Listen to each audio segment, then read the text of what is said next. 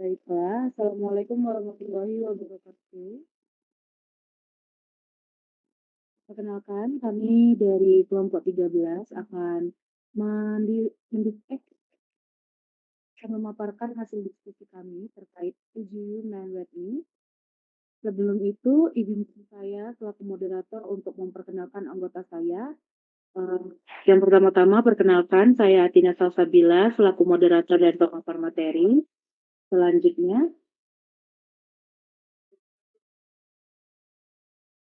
Saya Anggun Nur Anissa sebagai pemapar materi.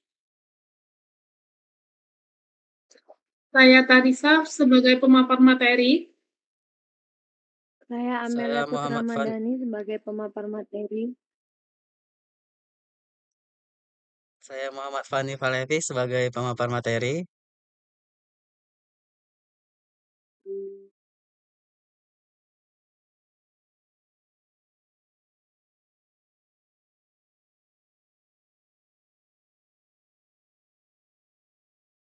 kemudian ada Yeni Sakina sebagai pemapar materi. Oke, langsung ke materi yang pertama, yaitu terkait pengertian uji Human Whitney yang akan dijelaskan oleh saya sendiri. Uji Human Whitney adalah uji non-parametrik untuk membandingkan dua kelompok independen berdasarkan peringkat data. Nah, uji Human Whitney ini digunakan sebagai alternatif uji T ketika data tidak berdistribusi normal dan sering dipakai dalam penelitian pendidikan untuk membandingkan hasil belajar. Oke, selanjutnya terkait tujuan penggunaan uji Human Whitney akan dijelaskan oleh rekan saya Anggun Nur Anissa. Untuk Anggun saya persilakan.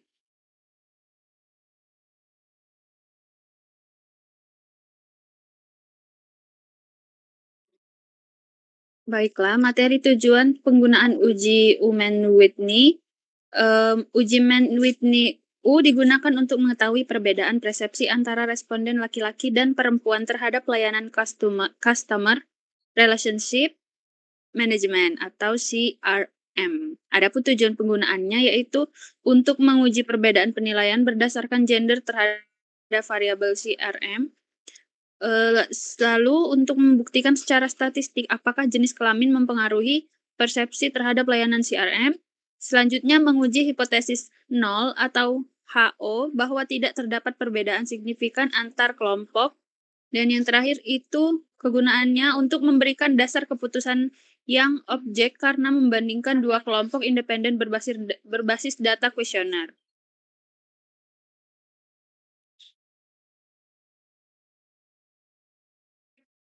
Next. Selanjutnya materi kegunaan uji Mann-Whitney. Yang pertama itu menguji perbedaan dua kelompok independen.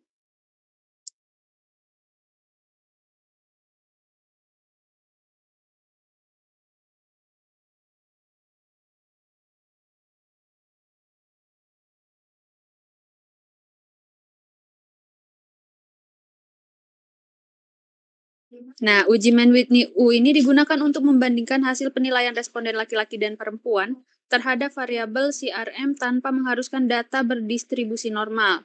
Nah, yang kedua itu kegunaannya untuk menilai kesetaraan persepsi responden. Melalui uji ini, peneliti dapat mengetahui apakah implementasi CRM ini dirasakan secara setara oleh kedua kelompok gender atau terdapat perbedaan persepsi yang signifikan. Yang ketiga itu memperkuat hasil penelitian secara statistik. Hasil uji menunjukkan bahwa seluruh nilai signifikansi ASIM SIG2 Thailand lebih besar dari 0,05 sehingga hipotesis 0 diterima. Hal ini memperkuat kesimpulan bahwa tidak terdapat perbedaan signifikan antara responden laki-laki dan perempuan pada seluruh variabel yang diuji. Selanjutnya itu menjadi dasar inferensi penelitian bukan hanya deskriptif. Uji Mann-Whitney U ini membantu peneliti menarik kesimpulan yang bersifat generalisasi terbatas mengenai persepsi responden terhadap CRM bukan sekedar gambaran deskriptif. Yang terakhir itu mendukung keabsahan dan validitas temuan. Dengan menggunakan uji statistik yang tepat, hasil penelitian menjadi lebih valid dan dapat dipertanggungjawabkan secara ilmiah. Nah, berdasarkan hasil uji Mann-Whitney U ini dapat disimpulkan bahwa tidak terdapat perbedaan yang signifikan antara responden laki-laki dan perempuan dalam menilai frekuensi komunikasi, relevansi komunikasi, kemungkinan rekomendasi, dan akses akun CRM. Itu saja dari saya kembalikan kepada moderator. Baik, terima kasih Anggun atas penjelasannya. Selanjutnya ada penjelasan terkait syarat dan karakteristik yang akan dijelaskan akan kita Fani Pahlepi. Untuk Fani, saya persilakan. Oke, terima kasih moderator. Jadi untuk syarat dan karakteristik uji Mann-Whitney digunakan pada data dengan skala minimal ordinal dan cocok untuk data yang tidak berdistribusi normal atau jumlah sampel kecil. Uji ini juga tidak mensyaratkan distribusi normal karena analisisnya didasarkan pada peringkat data, bukan nilai asli, syarat nilai asli. Untuk syarat utamanya, yang pertama ada 2 kelompok independen, yang kedua ada skala data minimal ordinal, yang ketiga tidak memerlukan asumsi normalitas, dan yang terakhir analisis didasarkan pada peringkat data. Nah, jadi karakteristik tersebut menjadikan uji Mann-Whitney sangat sesuai digunakan dalam penelitian statistika pendidikan, khususnya pada studi perbandingan hasil belajar dan prestasi akademik. Next.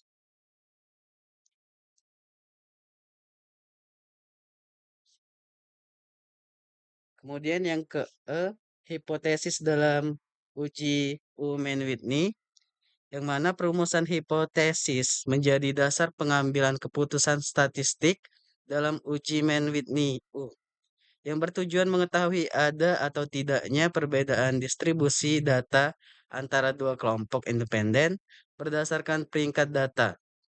Hipotesis yang diuji yang pertama ada hipotesis 0 atau hipotesis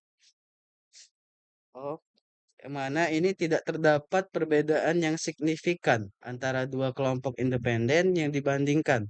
Dengan kata lain, distribusi data atau median kedua kelompok itu adalah sama. Kemudian hipotesis alternatif. Terdapat perbedaan yang signifikan antara dua kelompok independen yang dibandingkan sehingga distribusi data atau median kedua kelompok tidak sama. Pengambilan keputusan dilakukan dengan membandingkan nilai signifikasi p-value sama dengan 0,05. Jadi jika V lebih kecil daripada 0,05 maka H0-nya ditolak, dan jika V lebih besar daripada 0,05 maka H0-nya diterima. Uji ini juga banyak digunakan dalam penelitian pendidikan untuk membandingkan hasil belajar ketika data tidak berdistribusi normal. Sekian, saya kembalikan kepada moderator.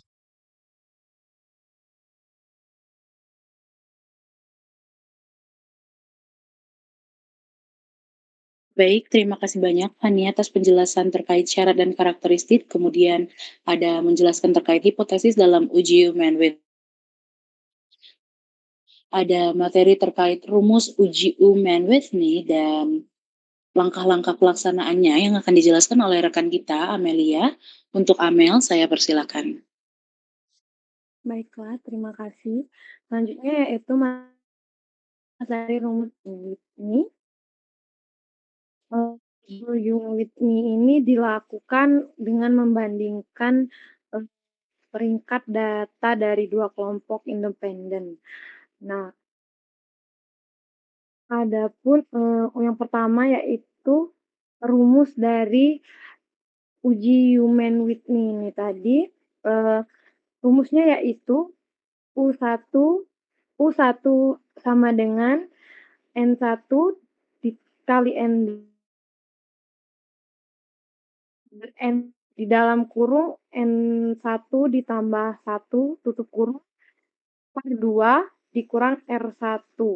Untuk U2-nya itu sama dengan N1 dikali N2 ditambah N2 dalam kurung N2 ditambah 1 tutup kurung 2 dikurang R2 dengan keterangan yaitu N1 itu jumlah sampel pada kelompok pertama, N2-nya itu jumlah sampel pada kelompok kedua, R1-nya itu jumlah peringkat pada ranking kelompok pertama, kemudian R2-nya itu jumlah peringkat ranking pada kelompok kedua, U1 dan U2-nya itu nilai statistik Mann-Whitney dari masing-masing kelompok. Jadi nilai U itu digunakan sebagai statistik uji adalah nilai terkecil dari U1 atau U2. Itu menurut Mufarikoh tahun 2024. Jadi penggunaan nilai U terkecil itu bertujuan untuk memaksimalkan sensitivitas uji dalam mendeteksi perbedaan distribusi antara dua kelompok. Adapun rumus dari nilai Z jika ini digunakan untuk sampel yang besar. Nilai U itu dikonversi menjadi nilai Z agar dapat diuji dengan distribusi normal dan mempermudah penentuan p-value. Nah, adapun rumusnya yaitu Z sama dengan nilai U tadi dikurang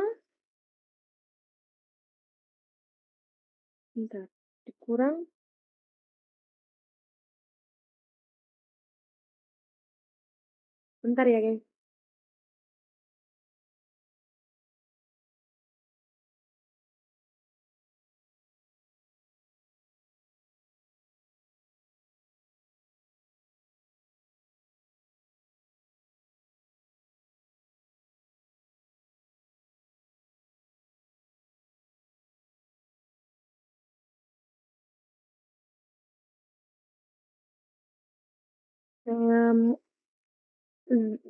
Untuk rumus dari uji Z ini tadi yaitu U-nya itu nilai terkecil dari U1 atau U2-nya tadi dikurang dari rata-rata U-nya tadi itu logonya, kemudian dibagi dengan standar deviasi U, yaitu dengan akar kuadrat dari N1 dikali N2 di dalam kurung N1 ditambah N2 ditambah 1 dibagi 12. Nah, next slide. Jadi penggunaan nilai Z ini mempermudah peneliti itu dalam menentukan nilai signifikan p-value-nya itu, khususnya pada nilai analisis dilakukan dengan bantuan perangkat lunak statistik S atau R. Nah, kemudian yang materi selanjutnya itu materi G, langkah-langkah pelaksanaan uji Human-Whitney. Di sini ada menurut Nurwiani dan Tristanti tahun 2024 menyatakan bahwa uji Mann-Whitney U itu harus dilakukan dengan melalui prosedur yang sistematis mulai dari penggabungan data hingga penentuan peringkat. Nah, penerapan tahapan yang jelas itu diperlukan juga sebagai perbandingan antara dua kelompok independen itu untuk menghasilkan kesimpulan yang valid dan dapat dipertanggungjawabkan secara statistik.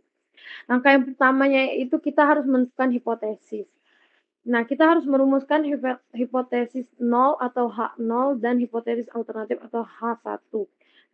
Hipotesis ini tuh berkaitan dengan ada atau tidaknya perbedaan antara kelompok independen antara dari dua kelompok independen tersebut.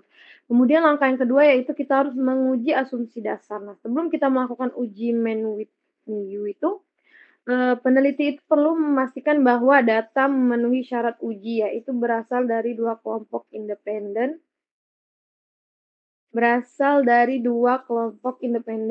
dan memiliki skala data ordinal. Kemudian yang ketiga yaitu menggabungkan data dan memberi peringkat. Nah, langkah yang ketiga yaitu dari seluruh data dari dua kelompok itu kita gabungkan menjadi satu, kemudian kita urutkan dari nilai terkecil sampai ke besar. Setiap nilai itu diberikan peringkat atau ranking. Nah, Kemudian langkah keempat yaitu menghitung jumlah peringkat. Jadi setelah proses dari rankingan selesai, peneliti itu menghitung jumlah peringkat masing-masing kelompok, yaitu R1 untuk kelompok pertama dan R2 untuk kelompok kedua. Nah, nilai ini menjadi dasar dari perhitungan statistik U tadi. Kemudian langkah kelima yaitu menghitung nilai statistik U. Nilai statistik U uji Whitney U ini diperoleh dengan menghitung nilai U1 dan U2 itu dari masing-masing kelompok. Selanjutnya, nilai U yang paling kecil di antara keduanya itu digunakan sebagai pengambilan keputusan dalam pengujian hipotesis. Nah, yang keenam yaitu kita perlu menentukan nilai signifikan. Nilai signifikansi. Nah, ini untuk sampel kecil, nilai U itu dibandingkan dengan nilai krisis pada tabel Mann-Whitney, sedangkan untuk sampel besar nilai U itu dikonversi menjadi nilai Z untuk memperoleh nilai signifikansi atau p-value. Kemudian yang ketujuh yaitu kita menarik kesimpulan berdasarkan dari hasil uji tadi. Tahap akhirnya itu uji Mann-Whitney itu Mufarrikhoh tahun 2024 itu menyatakan bahwa apabila nilai signifikan p-value itu lebih kecil dari taraf signifikansi yang ditetapkan atau 0,05, maka hipotesis 0 itu ditolak dan hipotesis alternatif itu diterima. Artinya datanya itu normal, yang menunjukkan adanya perbedaan yang signifikan antara dua kelompok yang diuji. Kemudian penerapan uji Mann-Whitney itu yang terakhir yaitu penerapannya dalam statistika pendidikan itu untuk membandingkan hasil belajar atau efektivitas.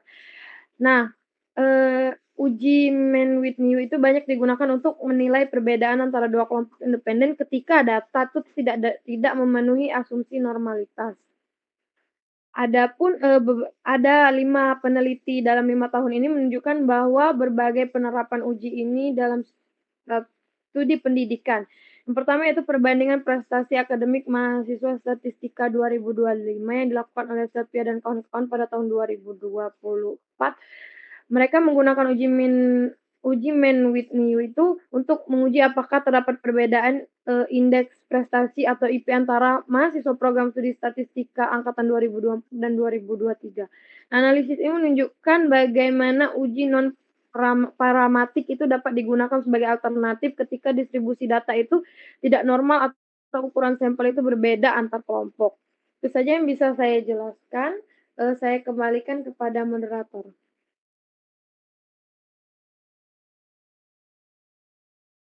Baiklah, terima kasih banyak Amel atas penjelasannya. Selanjutnya, setelah pemaparan materi tadi, di sini kami akan menjelaskan contoh penyelesaian kasus menggunakan uji U Mann-Whitney secara manual dan menggunakan SPSS.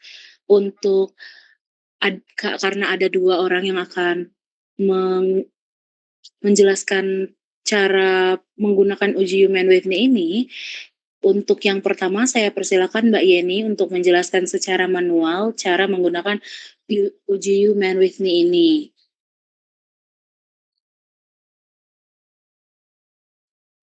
Baik, terima kasih sebelumnya moderator. Saya izin menjelaskan terkait contoh kasusnya. Yang dimana di sini contoh kasusnya diambil dengan membandingkan efektivitas KTSP dan juga kurikulum 2013 terhadap kemampuan pemecahan masalah fisika. High Order Thinking Skill atau HOTS. Nah, untuk sampelnya itu diambil secara acak, yaitu 8 siswa yang telah mengikuti KTSP, kemudian 5 siswa yang sedang mengikuti kurikulum 2013. Untuk cara penyelesaiannya secara manual, yang pertama yaitu kita harus menentukan hipotesisnya. Nah, di sini kita dapat menentukan hipotesis bahwa HO atau H0 sama dengan kemampuan pemecahan masalah fisika siswa dengan kurikulum KTSP lebih tinggi dibandingkan dengan kurikulum 2013. Sedangkan H1-nya sama dengan kemampuan pemecahan masalah fisika siswa dengan kurikulum KTSP lebih rendah dibandingkan dengan kurikulum 2013. Nah, untuk langkah selanjutnya yaitu menentukan nilai U kritis. Nah, pada saat A-nya sama dengan 0,05, maka di data tersebut dapat diketahui bahwa N1-nya sama dengan 8 dan N2 sama dengan 5. Yang dimana N1 ini merupakan jumlah sampel dari siswa yang mengikuti KTSP tadi, kemudian N2 ini adalah jumlah sampel yang mengikuti kurikulum 2013, sehingga diperolehlah nilai U kritis sama dengan 8. Nah, 8 ini didapatkan karena sudah aturan dari tabel distribusi Human Whitney-nya. Langkah selanjutnya yaitu mengurutkan data dari yang terkecil menuju yang terbesar. Kemudian mengurutkan rankingnya juga. Di sini kan tadi dapat diketahui bahwa data atau N1 yaitu 8, kemudian N2-nya 5. Nah, setelah diurutkan, dapat dilihat pada tabel ini bahwa ranking 1 sampai dengan 13 ini sudah disusun sesuai dengan urutan dari yang terkecil, yang dimana di sini ada ranking 1, 2, 3, kemudian ada 4,5, 6, 7, 9, 10. Kemudian ranking kurikulum 2013-nya yaitu 4,5, 8, 11, 12, dan 13. Nah, kenapa di sini ada ranking 4,5? Ada dua nih, di ranking KTSP dan juga ranking kurikulum 2013. Nah, ranking 4,5 ini ditentukan karena skor KTSP dan skor kurikulum 2013 itu ada yang sama, yang dimana ya skornya yaitu 78, sehingga ini kan harusnya menempatkan urutan ranking ke-4 dan ke-5, sehingga ranking 4 dan 5 itu dijumlahkan, yaitu 9, kemudian dibagi 2. Maka urutan rankingnya dibuat sama, yaitu 4,5.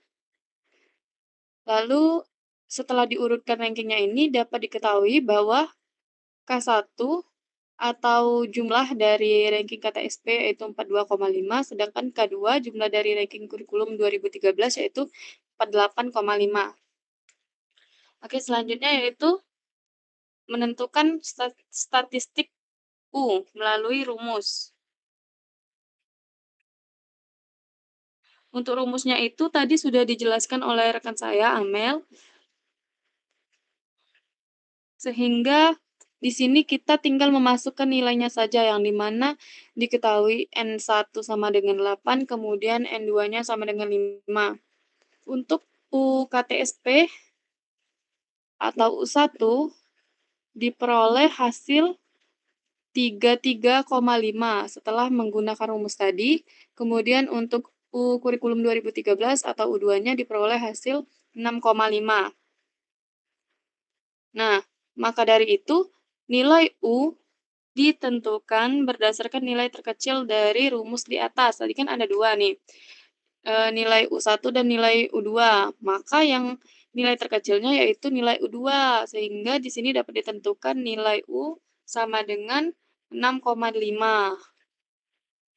Nah, dari situ kita juga bisa membuktikan kebenarannya dengan rumus U terkecil sama dengan N1 dikali N2, kemudian dikurang U terbesar. Yang dimana hasilnya itu kan N1 8 dikali N2 5 berarti 40 dikurang U terbesar. U terbesarnya kan 33,5. Maka diperolehlah hasil 6,5. Nah, di sini untuk menentukan nilai statistik uji U tadi, yang saya sebutkan bahwa nilai U kritisnya tadi kan 8. Nah, 8 itu diperoleh dari tabel ini. Bisa dilihat di PPT bahwa jika N1-nya 8 dan juga N2-nya 5, maka nilai statistik uji U-nya yaitu 8. Selanjutnya adalah langkah terakhir yaitu membuat kesimpulan. Nah, untuk kesimpulannya ini kita dapat menentukan bahwa HO bisa ditolak jika statistik U kurang dari sama dengan U kritis, dan HO atau H0 bisa diterima jika U lebih dari U kritis. Nah, karena U kritisnya tadi 6,5, yang dimana 6,5 ini kurang dari 8, maka H0-nya ini ditolak atau kemampuan pemecahan masalah fisika siswa pada kurikulum KTSP lebih rendah dibandingkan kurikulum 2013. Nah, maka setelah ini kita sudah menyelesaikan kasusnya dan diperolehlah hasil tersebut bahwa H0-nya ditolak. Mungkin itu saja penjelasan dari saya kembalikan kepada moderator. Baiklah, terima kasih banyak Mbak Yeni atas penjelasannya terkait penggunaan uji human with me secara manual. Selanjutnya kita langsung saja ke penggunaannya menggunakan SPSS. Untuk Tarisa, saya persilakan untuk menjelaskannya.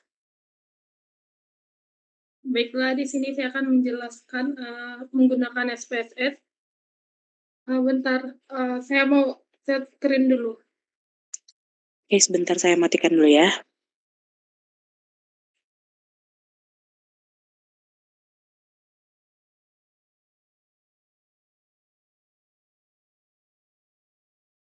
Kelihatan nggak teman-teman?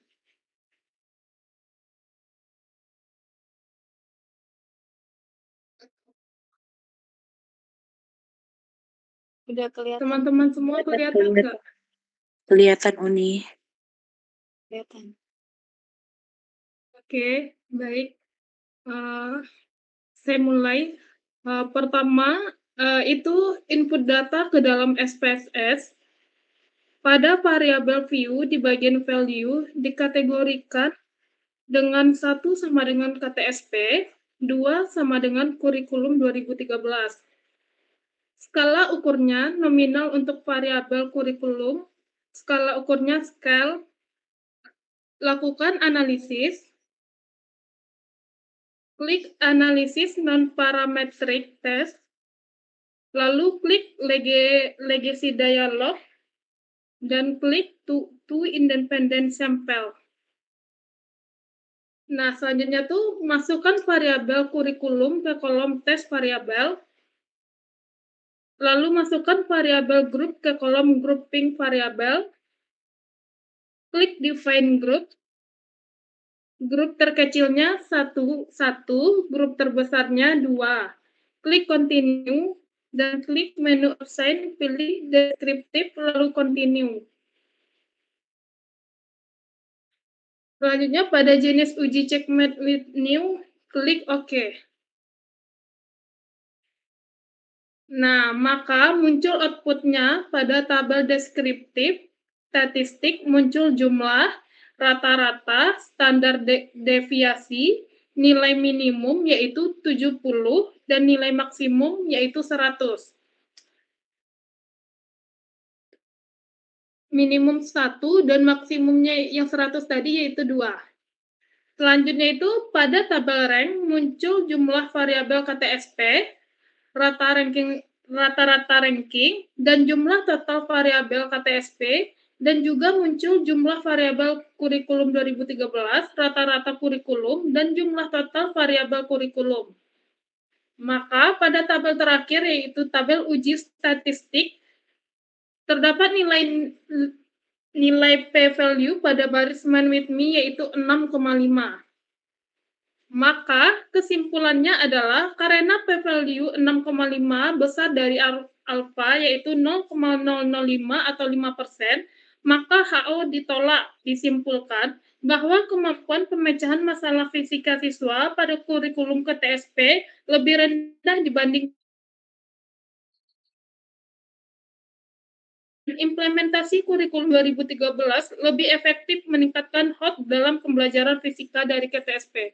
Mungkin itu yang bisa saya sampaikan. Saya kembalikan kepada moderator.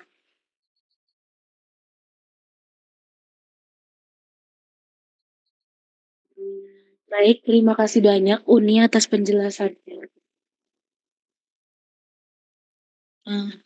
Baik. Tadi penjelasan terkait SPSS itu tadi merupakan penjelasan terakhir dari kelompok kami. Sebelum saya mengakhiri presentasi kami pada hari ini, izinkan saya membacakan kesimpulan sebentar.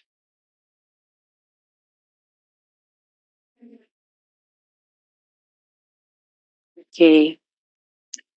Jadi, uji Man with You merupakan uji statistik non-parametrik yang digunakan untuk mengetahui perbedaan antara dua kelompok independen, khususnya ketika data tidak memenuhi asumsi distribusi normal.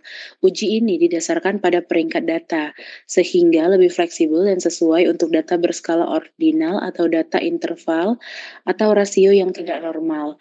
Dalam konteks penelitian pendidikan, uji Man with You efektif digunakan untuk membandingkan belajar, prestasi akademik, serta efektivitas metode atau model pembelajaran. Dengan memahami syarat, prosedur, dan cara interpretasi hasil uji, peneliti dapat memperoleh kesimpulan yang valid, objektif, dan dapat dipertanggungjawabkan secara ilmiah. Mungkin setelah pembacaan kesimpulan tadi, itu saja yang bisa kelompok kami sampaikan terkait materi uji Human with Me ini. Saya selaku moderator izin menutup diskusi kami pada hari ini. Assalamualaikum warahmatullahi wabarakatuh.